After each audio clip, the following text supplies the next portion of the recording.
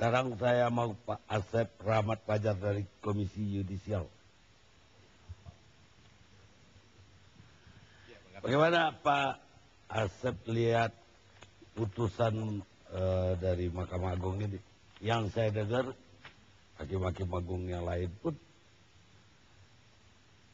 ya ada yang bilang marah, ada yang bilang kesal, tapi ya mereka terikat dengan etika untuk tidak mengomentari. Yang berhak mengomentari Komisi Yudisial.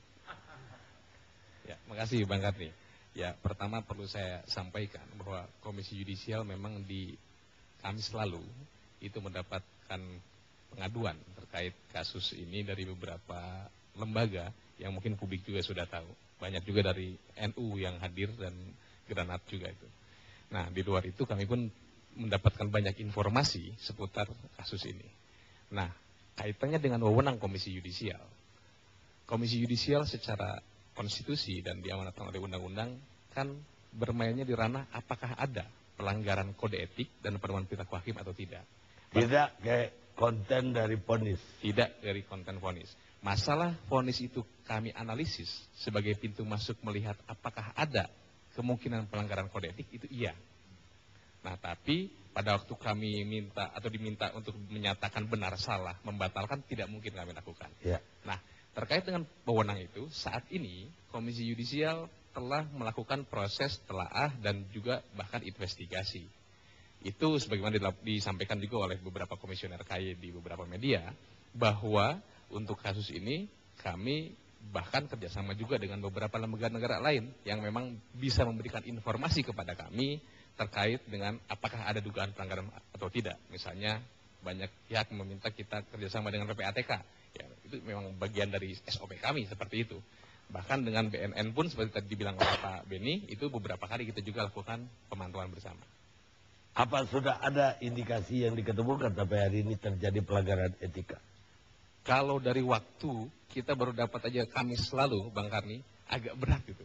Kita baru 3 hari ini kan bekerja. Kalau dari masukan masyarakat, laporan, informasi, semuanya mengatakan ada potensi pelanggaran. Semuanya mengatakan katanya ada masalah hukum acara yang dilanggar, ada masalah macam-macam lah. Nah, tapi kan kami harus validasi itu, kami harus verifikasi itu. Nah, wewenang kami di sana itu untuk kemudian membuktikan nanti ada atau tidak. Masalah putusan itu kan kalau kita lihat putusan isinya apa, itu kan bisa gara-gara keyakinan hakim yang memang seperti itu, kemampuan hakimnya seperti itu, atau memang ada siasat di belakang itu. Nah, ini kami kan harus memastikan mana yang terjadi untuk kasus yang kita sama-sama bicarakan ini. Baik, Pak Yani. Yang pertama, saya kira tadi apa yang dikemukakan oleh Profesor Laisa yang amat terpelajar yang saya hormati. Saya pada malam hari ini izinkan saya akan berbeda pandangan betul dengan beliau. Saya adalah orang yang menganut hukuman mati itu masih layak dan diperlakukan di Republik ini. Alasannya sangat konstitusional.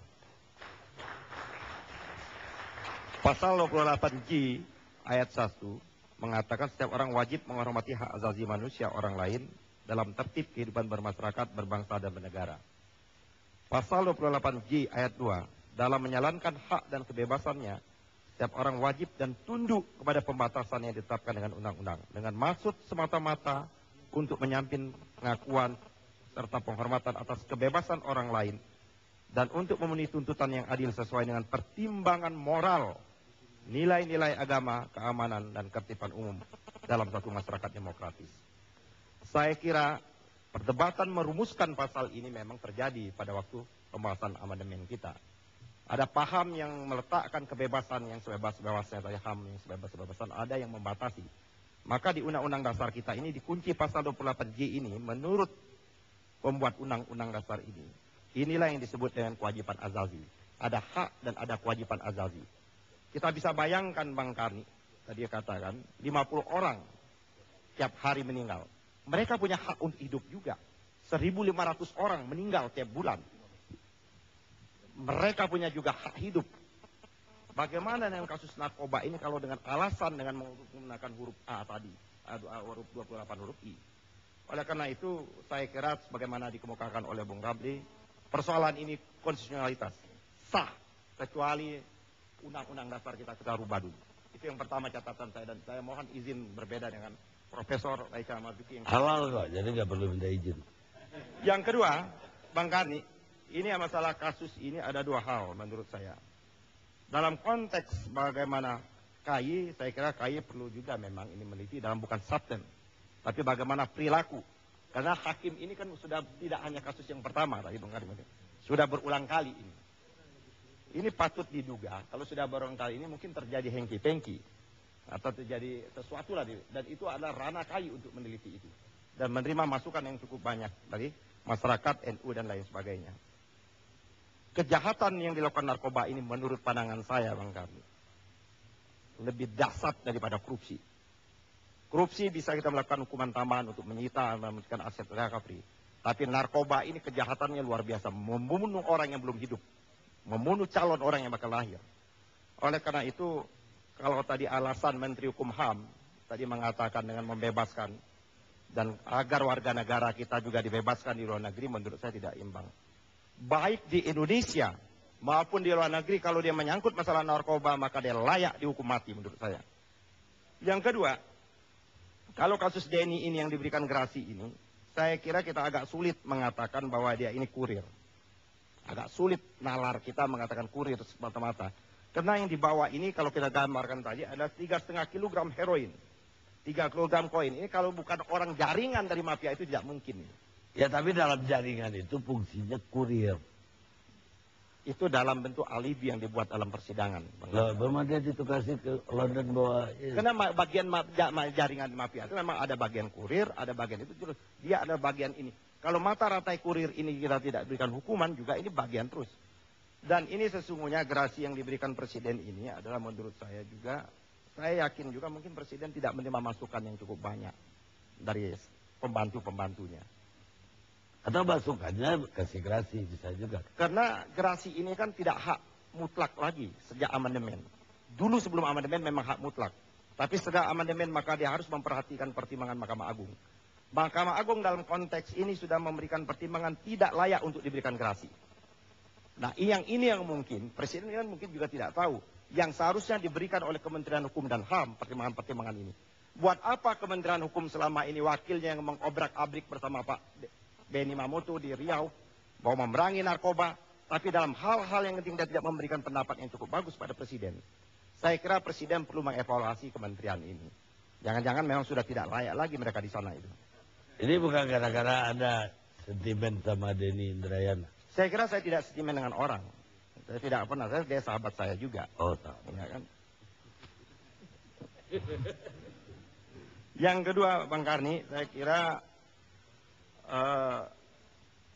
bahwa kejahatan narkoba ini sudah sampai ke desa-desa. Tadi Pak Benny Mamoto tidak mengajukan angka-angka juga. Banyak anggota DPRD yang kena. Iya kan?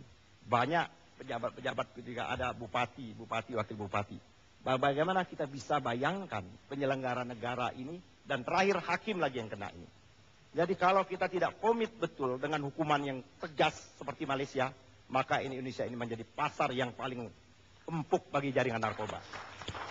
Dan ini sebagian juga ada Bung Karni, Bang, memberikan announce ke seluruh dunia. Ayo datang rame-rame ke Indonesia. Nanti hukumannya ringan, bisa digerasi.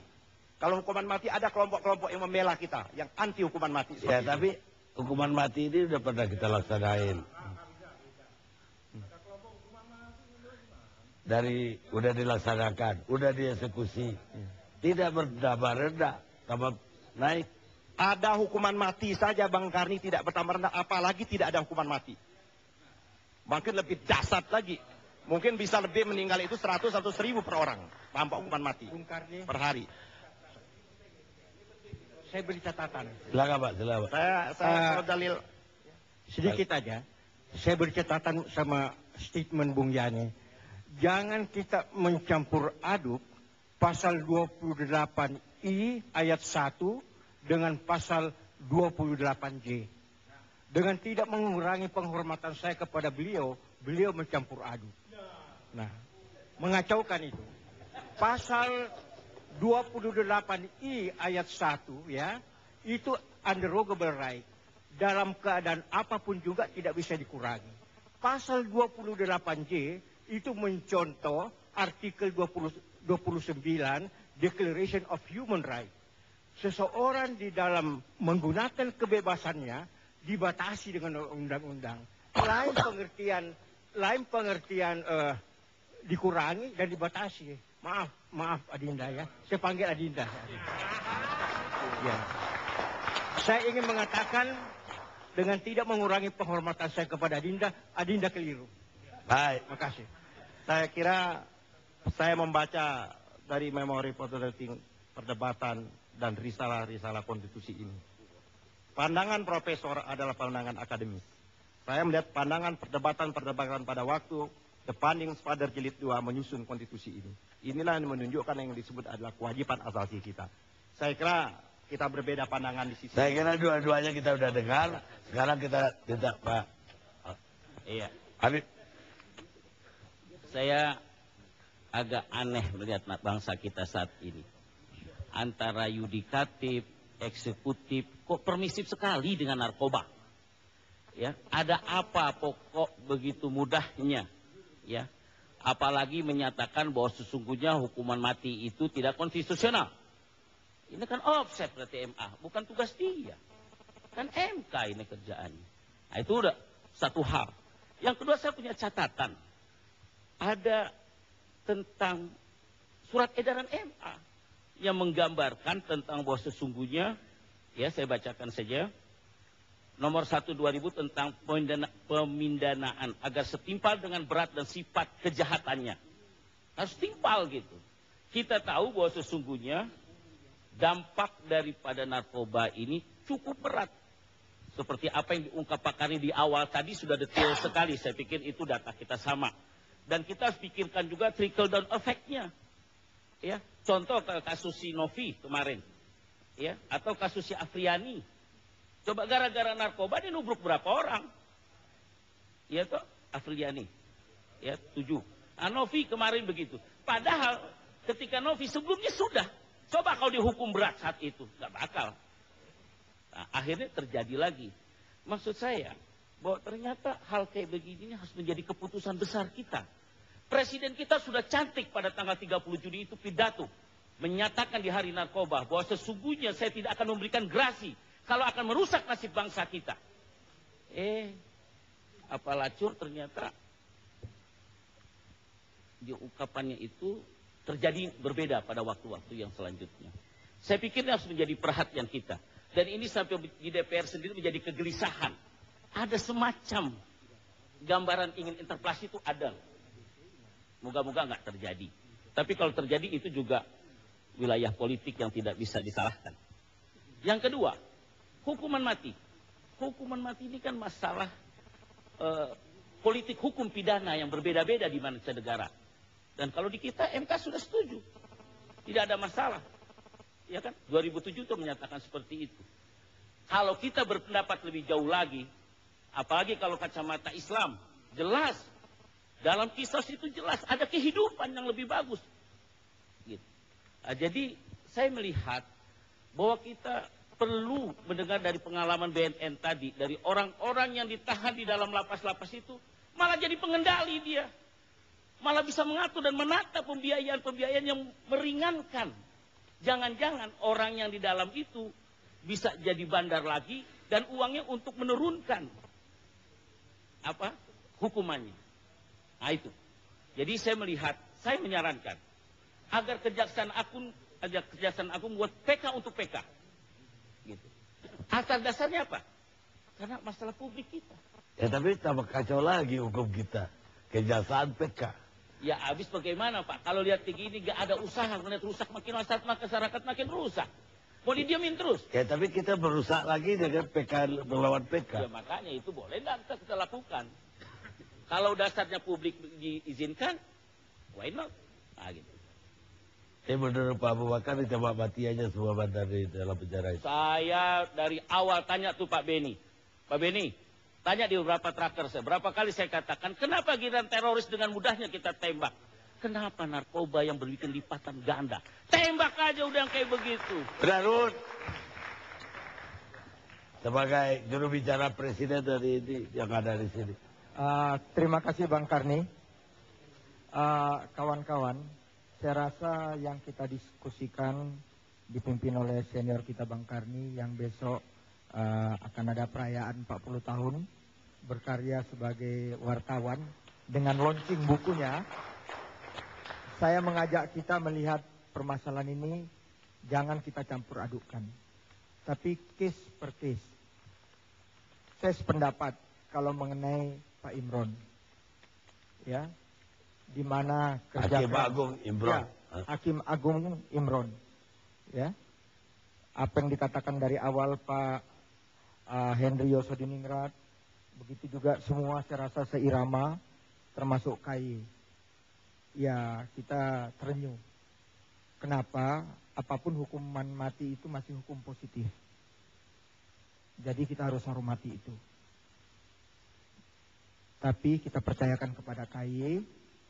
Dan saya lihat juga sudah banyak masukan siapa Hakim Agung Imron ini. Tapi ojo ke susu, kita sabar. Ya, biarkanlah KY bekerja. Yang kedua, mengenai gerasi presiden. Apapun, kita harus menghormati, itu memang hak prerogatif Bapak Presiden. Tadi kita membahas mengenai kurir. Saya tadi lama berbicara dengan Pak Beni Mamoto, yang mana kadang-kadang kita nggak sadar, dia dihukum mati, tapi setelah dilihat, behind the scene, di belakang dia menjadi kurir. Kadang-kadang adanya jebakan. Disinilah perlunya kearifan seorang negarawan Presiden Republik Indonesia. Kenapa dia mengeluarkan gerasi itu? Bisa dibayangkan, ini true story. True story, wanita kita jatuh cinta dengan pria hitam, Afrika. Diajak, mari ketemu keluarga saya ke sana. Sudah sampai di sana, kamu duluan pulang, tolong bawa tas saya. Dia lihat diisi tasnya dengan baju-bajunya. Bawa ya sayang baju saya. Ya. Tapi apa yang terjadi? Dia ketangkep, rupanya tas itu sudah diisi kiloan narkoba. Disinilah. Dan tolong Presiden, apa yang dia lakukan itu juga tidak ujuk-ujuk. Beliau juga menanyakan kepada Menko Polhukam. Beliau juga menanyakan kepada Menseknek. Beliau juga menanyakan kepada Menteri Hukum dan HAM. Bahkan kepada Kejaksaan Agung, Kapolri. Ya, termasuk MA. Beliau tanya. Tapi hak prerogatif itu di tangan beliau. Biarkanlah. Apalagi kita harus jujur. Ya, kalau pertama kita rame mengenai Corby. Apapun banyak terselamat sekarang warga kita di Australia. Dan di beberapa daerah termasuk di Malaysia dan beberapa daerah yang diancam hukuman mati di Timur Tengah. Beliau itu presiden kita. Jadi itu yang kedua. Ya, jadi kita hormati itu. Yang ketiga, ini sahabat aku nih, Henry Yosodiningrat. Tadi kan dia gua puji, tapi Hen, maaf, sedikit gua nyerempet Hen. Gua sama Henry ini kadang-kadang suka seru. Tapi kalau gua bilang, Hen, kau Aries, gua Aries, dia langsung turun temperamennya. Tapi Hen, hari ini kurang Aries, Hen. Kenapa, Hen? Kebetulan aku sekarang DPR, Hen. Kita ini kan background kita ini advokat. Hen, sebutkan aja siapa namanya, Hen. Kenapa? Sebentar, Hen. Sebutkan nama advokatnya, Hen. Kenapa? Henry sadar nggak ini Indonesia Lawyer Club? Ditonton ratusan juta orang. Kalau kau nanti sampai endingnya nggak sebut juga, dibilang masuk angin. Aku sayang sama kau, Henry. Ya, bukan ya, kau boleh bilang nggak sayang, aku sayang sama kau. Ya, aku sayang sama kau. Jadi oke, mungkin ya kita tahu Henry ini sekarang dia udah, Henry ini sama dengan saya orang Sumatera, Bang, tapi dia udah raja karena dia ada gelar Jawa, gelar raja. Mungkin dia sudah, ya kita hormatilah Henry. Tapi oke lah, bukan sekarang, tetap tolong Pak Henry sebut namanya itu, Hen. Karena apapun kita ada wadah advokat, Hen. Ini advokat lain sekarang lagi sport jantung nih. Siapa yang dimaksud Henry? Itu aja, Hen. Terima kasih, Bang Karni. Tapi ada yang benar dari yang dicerita tadi, bahwa kurir kita itu yang dikawin oleh Afrika itu. Kali pertama, kali kedua itu memang dititipin barang disuruh bawa ke Indonesia tanpa dia kadang-kadang tahu apa isinya. Tapi menurut yang saya tahu, sampai di Indonesia nanti oleh pacarnya dikasih lihat, kamu itu lolos loh tadi bawa heroin. Agar dia lain kali disuruh lagi dengan nyata-nyata ada heroin. Dia jadi berani karena udah 2-3 kali lolos. Ini yang orang lain banyak juga tidak tahu. Kita istirahat sejenak.